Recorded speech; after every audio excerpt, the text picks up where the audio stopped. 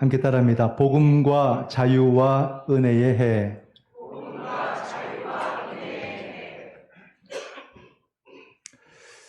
우리의 삶은 언제나 하나님을 찬양하도록 부름을 받았기 때문에 하나님을 찬양하는 삶을 사는 것은 마땅한 바인데 의외로 우리가 찬양을 잘 안 하는 것 같습니다. 누가 잘하면 듣는 건 이렇게 좋아하긴 한데 나 스스로 나 자신이 찬양을 잘 하지는 않는 것 같다는 생각이 들고 이건 음치 이런 문제 아닙니다.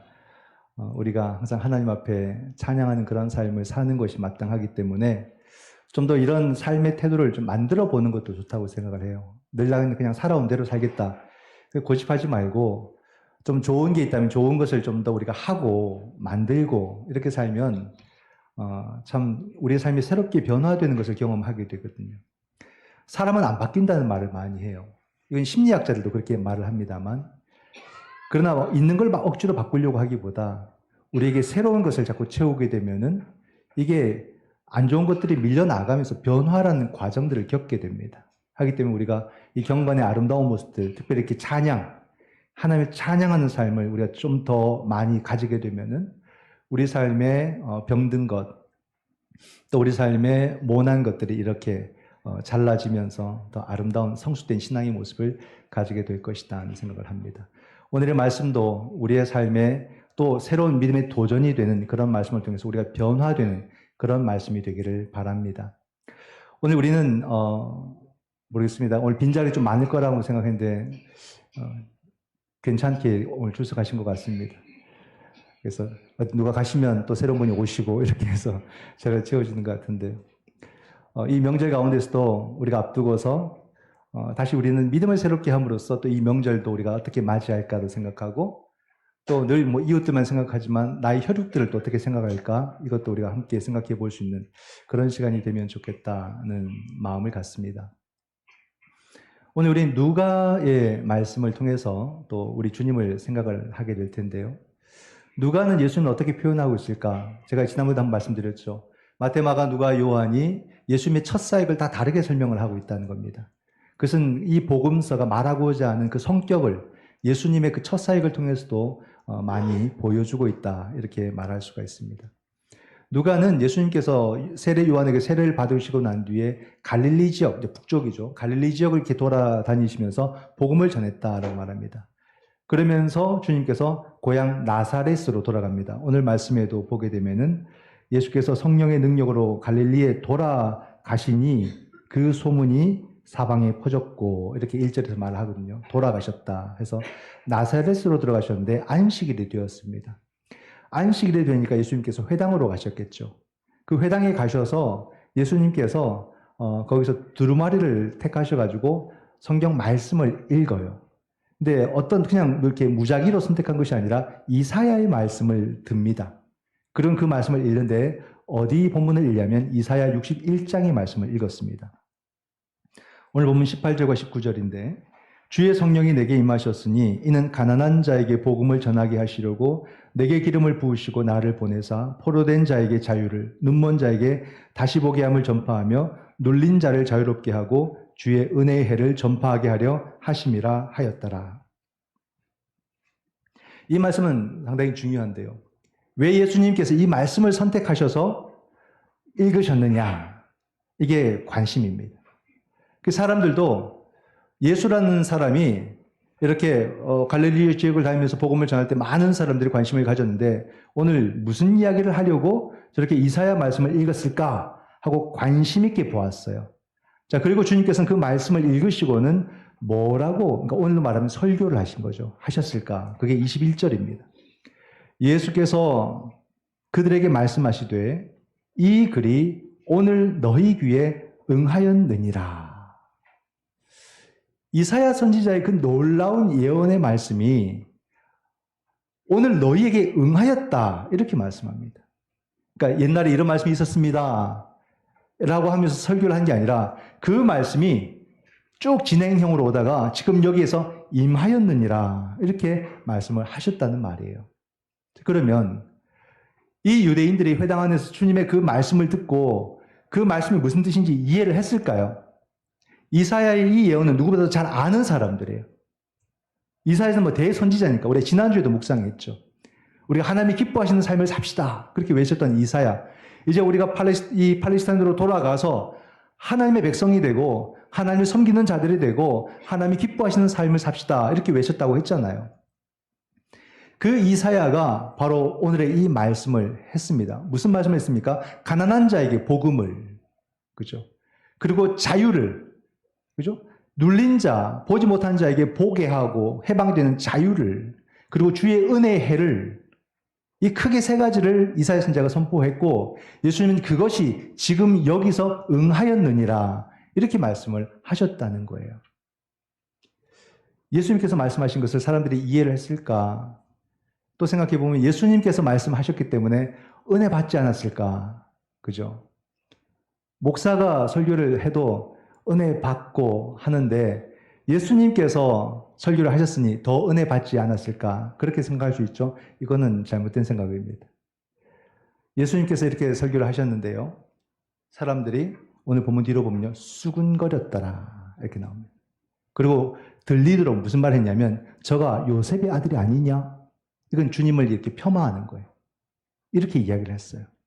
그리고 화를 내었더라. 이렇게 말하고요. 얼마나 화를 냈으면 주님을 끌고 낭떠러지로 가서 주님을 떨어뜨리려고까지 했다. 엄청난 험악한 분위기가 만들어진 거예요. 참 놀랍죠?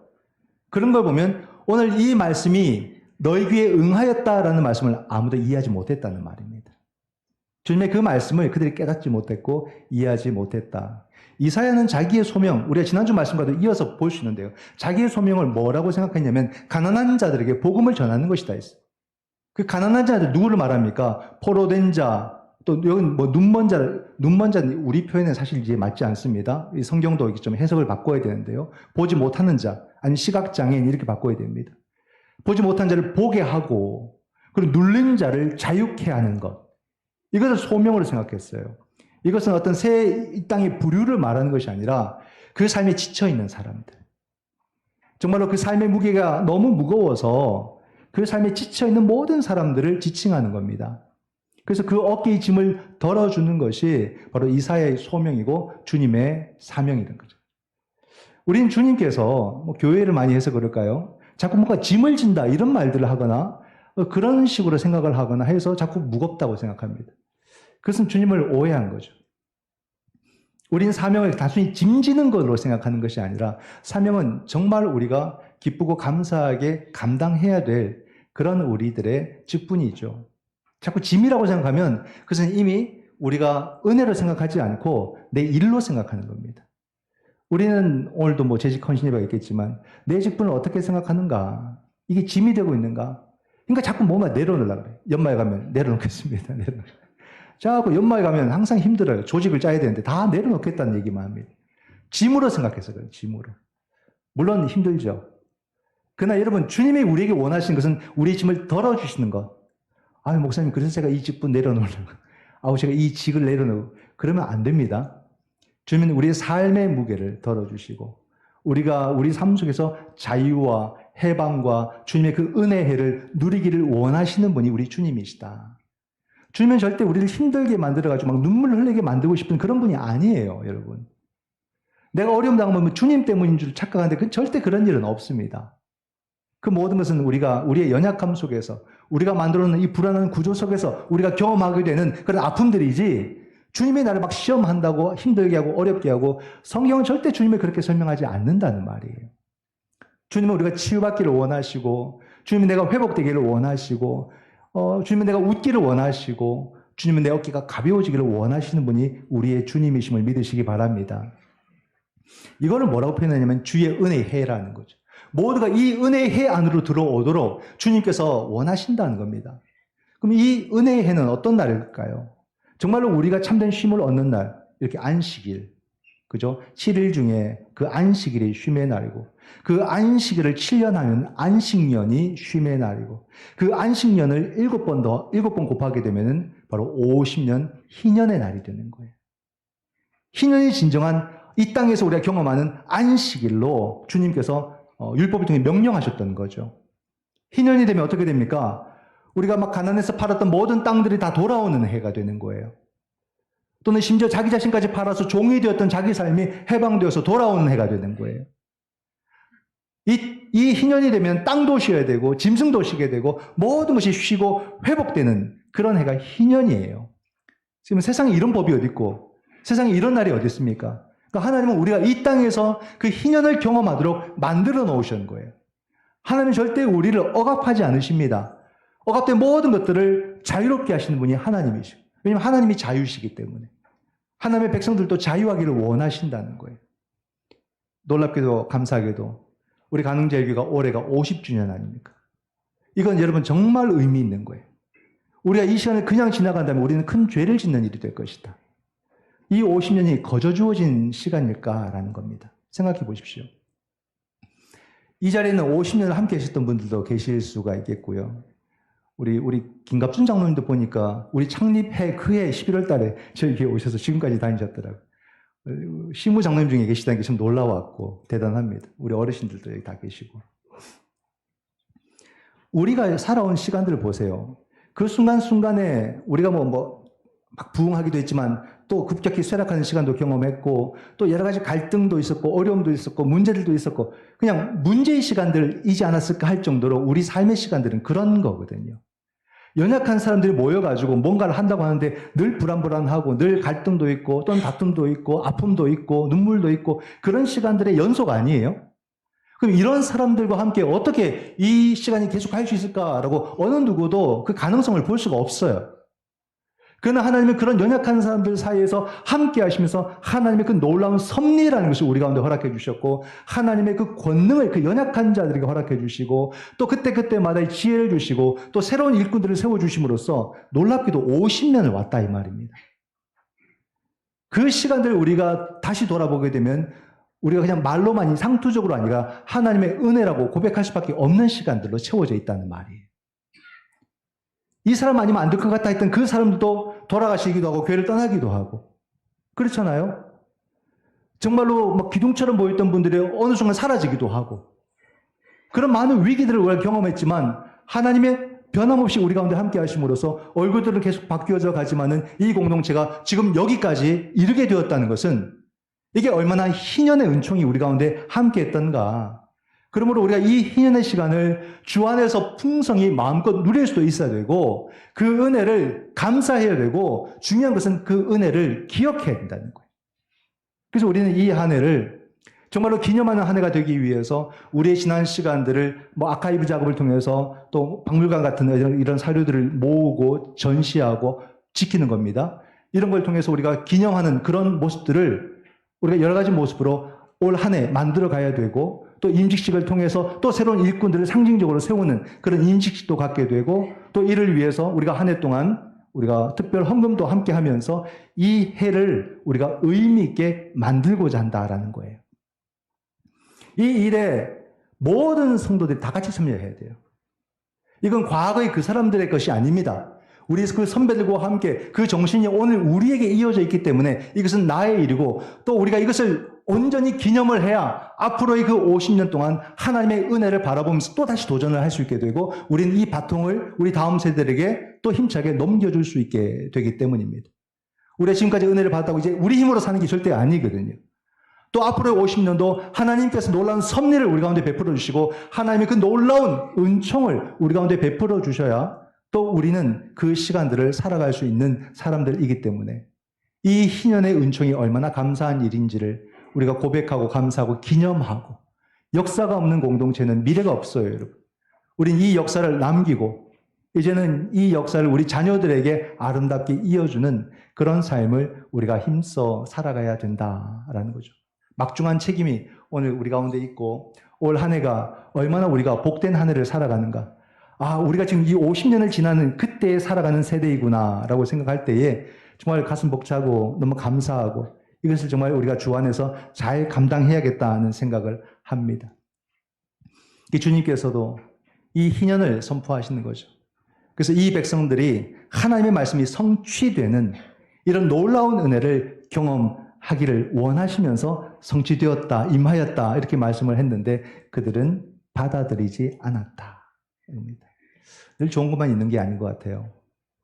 늘 주님께서 정말로 진리를, 생명을 전함에도 불구하고 그것을 끝까지 거부하며 받지 않는 사람들이 있었다라고 이야기를 하고 있습니다. 그들이 아멘 했다면 그들은 주님을 영접했겠지만 그들은 아멘 하지 않았기 때문에 주님을 낭떠러지로 끌고 가는 그런 엄청난 안타까운 일을 했던 것이지요. 여러분, 이사야 선지자의 말씀을 인용했던 주님은 분명한 의도를 가지고 인용을 하신 거예요. 이 말씀 속에서 주님께서 뭘 말씀하셨습니까? 이 세 가지를 말씀하신 거죠. 복음과 자유와 은혜의 해. 누가는 예수님의 사역이 바로 이 사역이라는 것을 이 사건을 통해서 보여주고자 하는 거예요. 회당에서 이사야 선지자의 말씀을 읽으신 것이 주님 사역의 그 본질적인 내용이 복음이요, 자유요, 은혜의 해를 그 백성들에게 전하는 것이다 라는 겁니다. 그 말은 무슨 말이냐면 주님은 우리가 죽어서 영원한 생명을 얻는 것뿐만이 아니라 오늘 당신의 백성들이 복음을 듣고 자유에 참여하기를 원하고 은혜의 시간으로 들어오기를 원하신다는 것이 주님의 마음입니다. 아멘. 오늘 내 삶이 고통 가운데 있고 내 삶이 어려움 속에 있지만 주님은 그 고통과 그 어려움과 그 무게 속에서 벗어나서 주님이 주시는 그 자유를 만끽하고 해방을 경험하게 되고 주님의 그 은혜의 시간들을 우리 모두가 살아가기를 지금 현재적인 구원을 선포하고 계신다는 거예요. 얼마나 놀랍습니까? 우리 주님이 우리를 이렇게 사랑하세요. 그냥 뭐 지식적으로 상투적으로 그 언젠가를 우리에게 말씀하시는 것이 아니라 지금 주님의 그 사랑과 주님의 생명과 그 주님의 자유와 주님의 해방을 우리가 내 시간 속에서 경험하고 살기를 원하시죠.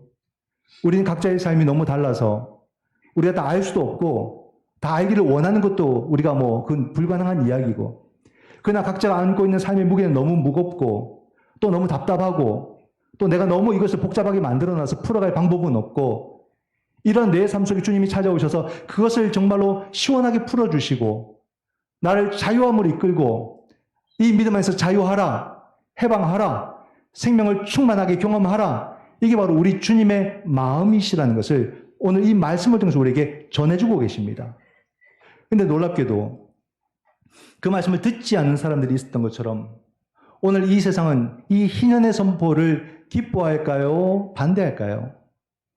모든 사람들이 자유와 해방과 평안을 누리고 모든 사람이 다 같이 행복하게 사는 그런 삶을 우리가 꿈꾸지만 그건 꿈으로 남아있는 이야기고 현실은 너무나 또 냉정하더라는 겁니다. 아, 이 세상은 주님의 그 희년의 정신을 원하지 않는 시대구나. 아, 모든 시대가 다 그런 시대구나. 사람들은 그런 것을 원하지 않는다는 것을 우리가 뭔가 직감하게 되고 느끼게 되는 거예요. 왜냐하면 사람들이 만들어가는 그 사회가 어떤 사회인지 한번 보십시오. 자꾸 사람들은 차별을 만들고 또는 사람들은 뭔가 자꾸 등급을 매기게 되고 사람들을 자꾸 나누게 되는 거예요. 남녀 차별도 있겠지만은 가진 것과 가진 자, 가지지 못한 자, 배운 자와 배우지 못한 자, 있는 자와 없는 자, 이 모든 것을 자꾸 나누는 거예요. 그 서열을 매깁니다. 하이라키, 이 구조를 만들어서 위에 기득권자들이 있고 밑에 없는 사람들에게 그냥 조금씩 나누어주는, 베풀어주는, 봉사하는 그런 것을 이상적인 사회 구조를 생각하고 그런 모양을 자꾸 만들어가고자 하는 것이 사람들의 욕망이고 사람들의 자세라는 말이에요.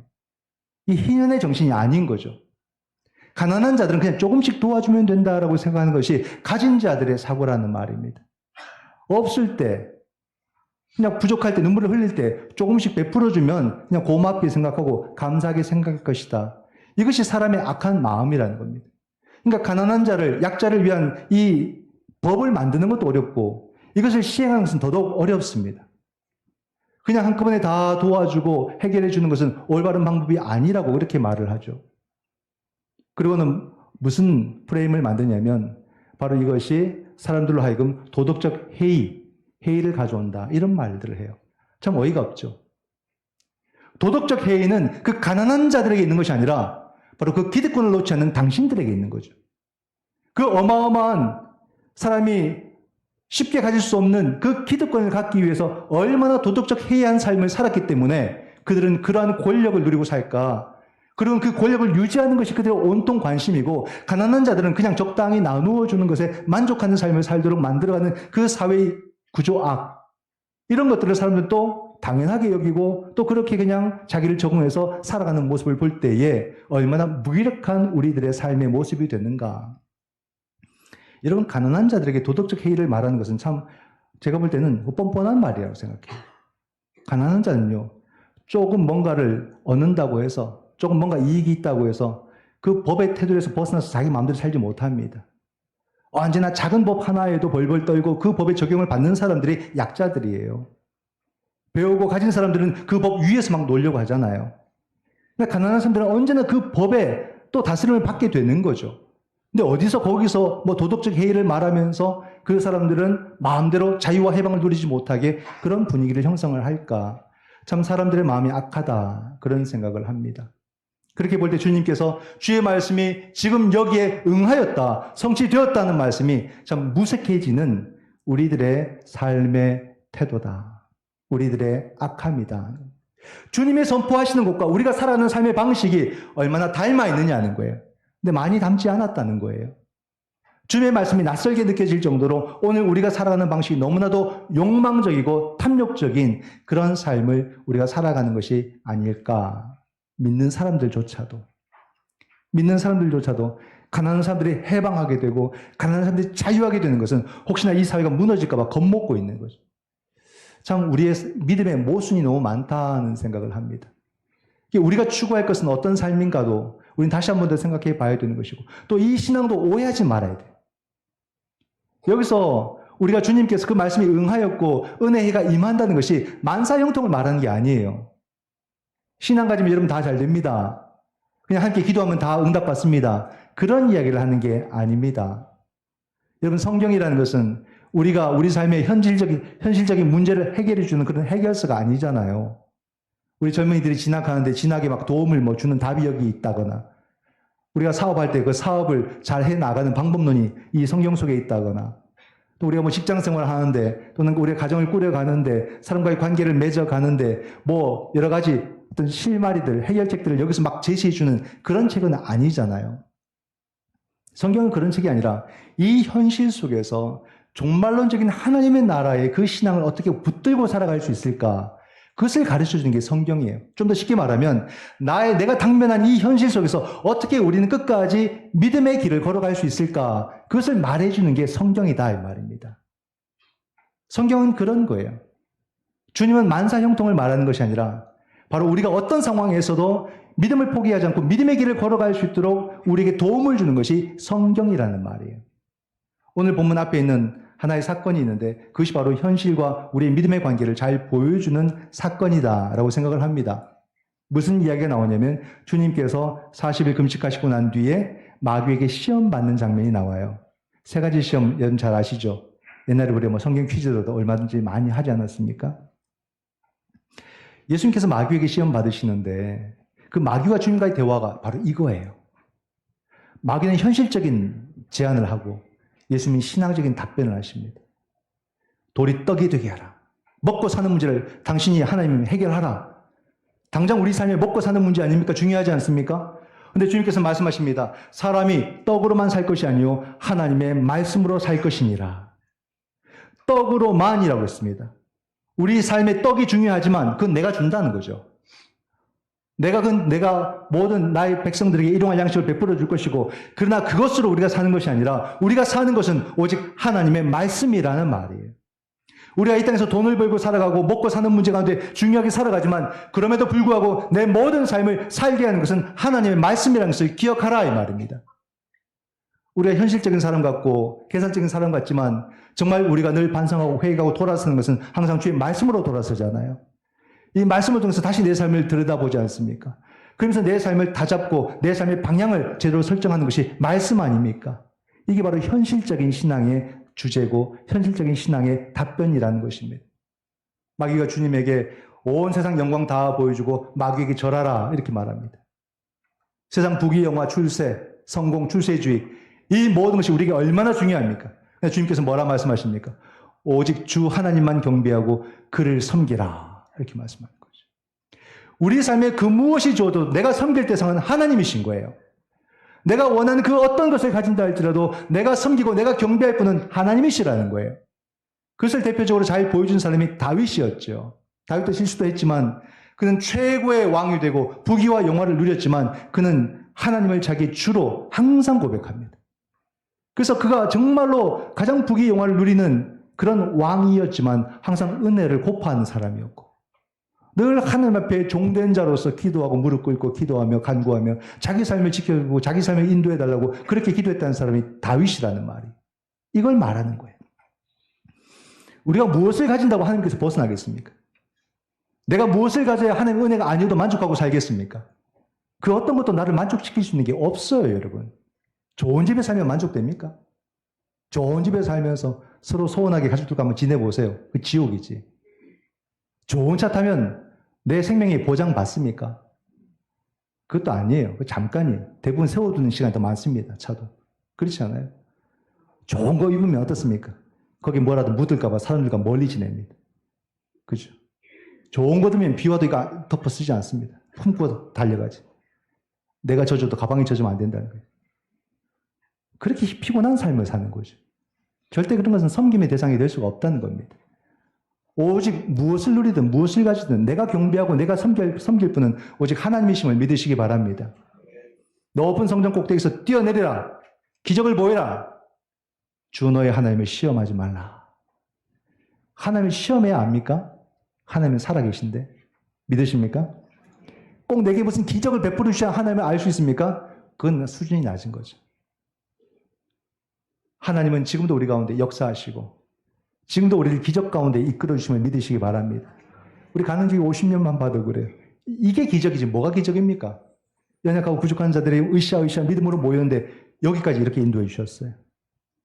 사람들이 다 바뀌어가는데도 또 새로운 얼굴로 새로운 직분자들로 여기까지 인도해 주셨어요. 이보다 더 큰 기적이 우리 어디서 찾을 수 있겠습니까? 공동체가 이렇게 올 수가 없단 말이에요. 공동체는 늘 갈등 구조 속에 있기 때문에 이 공동체 안을 제대로 유지한다는 것은 불가능에 가깝고 불가능입니다. 하나님이 우리를 인도해 주시 않으면 공동체는 이렇게 올 수가 없어요, 여러분. 좋을 때 좋다가도 다 돌아서는 것이 공동체 일반적인 그런 흐름들 아닙니까? 에이 몰라, 딴 데 가지 뭐. 다 그렇게 사람들 떠납니다. 쉽게 돌아올 수 있어요. 그러나 이렇게까지 우리가 눈물을 흘리면서 여기까지 온 것은 하나님의 기적의 역사예요. 하나님이 우리에게 감동을 주셨고 하나님이 우리에게 그런 귀한 마음을 주셨으니까 그걸 우리가 감당해내고 성숙해가면서 여기까지 온 것도 하나님의 기적이다. 더 이상 우리가 하나님을 시험할 이유가 없어요. 하나님 이번에 이 문제를 해결해 주시면 내가 하나님 믿겠습니다. 그런 말 하면 안 됩니다. 내가 살아가는 그 자체가 하나님의 놀라운 기적 속에 있다는 것을 우리가 깨닫게 된다면 그런 걸 구하지도 않아요. 그리고 그 은혜 속에서 어떤 시간이 주어져도 감당하는 사람이 됩니다. 우리의 믿음이 정말로 이 현실 속에서 그 믿음을 향해 주님께서 보이시는 그 길을 걸어가는 그런 훌륭하고 아름다운 믿음이 되시기를 축원드립니다. 중요한 것은 우리가 이런 하나님의 나라를 또다시 오늘로서 어떻게 실감하고 살아갈 것인가. 이게 또 지금 우리에게 중요한 주제 같습니다. 실감한다는 것은 내가 사는 걸 살아야 실감하잖아요. 실천해야 실감하잖아요. 이 하나님 나라의 정신을 우리가 나의 현실, 지극히 이 현실적인 이 시간 속에서 살아갈 수 있을까? 사람들이 우리에게 요구하는 삶의 모습과 또 내가 붙들어야 될 삶의 모습은 사실은 달라요. 세상은 우리에게 잘 생각하라 얘기합니다. 현실적으로 생각하라 이렇게 말합니다. 우리가 정말로 눈치껏 행동을 해야 되고 손에 안 보는 삶을 살아야 출세합니다. 빨리 성공합니다. 그렇게 말하지만 그것도 뭐 나쁘진 않을 것 같아요. 눈치 없는 삶보다는 눈치 있는 삶이 나을 거고. 그죠? 또 우리가 손에 보는 삶보다는 손에 안 보는 삶이 더 낫겠죠. 그건 뭐 일반적이라고 생각할 수 있습니다. 근데 여러분 그런 것이 아니라 우리가 붙들어야 될 것은 그리스도인의 삶을 붙들어야 되는 거예요. 나는 그리스도인의 삶을 살 수 있는가? 이 삶을 살 수 있으면 좋겠다. 이 세상이 하나님의 나라라고 한다면 분명히 그 나라를 갈 때 행복을 경험할 텐데 내가 그리스도인의 삶 속에서 진정한 내 삶의 행복을 만날 수 있지 않느냐 하는 거예요. 이 삶을 벗어난다면 나는 어떤 것을 살아도 삶의 행복을 경험하기는 불가능하다. 이런 믿음, 이런 확신, 이런 신뢰가 있어야 되는 거죠. 근데 우리는 이 두 가지 사이에서 너무 유혹이 심하다 보니까 그리스도인의 삶을 자꾸 손해보는 삶이라고 생각하고 자꾸 포기하는 그런 경향이 있습니다. 근데 여러분 그러면은 어떤 마음이 돼야 됩니까? 손해 안 본다는 생각을 할 수 있어야 돼요. 그리스도인의 삶을 사는 것이 정말 가장 큰 이익을 보는 삶이다. 정말로 가장 체험을 받는 삶이다. 그걸 우리가 알고 믿는다면 그 길을 향한 용기를 낼 수가 있겠죠. 오늘은 제가 마지막을 한 가지 예화로 해보려고 합니다. 제가 예화를 거의 안 듣는데 그 못해서 그런 거예요. 예화를 잘 못해서. 실감나게 잘 못해서. 근데 제가 읽었던 글 중에 제가 몇 번씩 반복하는데 권정생 선생님이 쓴 책에 뭐 그분이 한 100편 정도 쓰셨어요.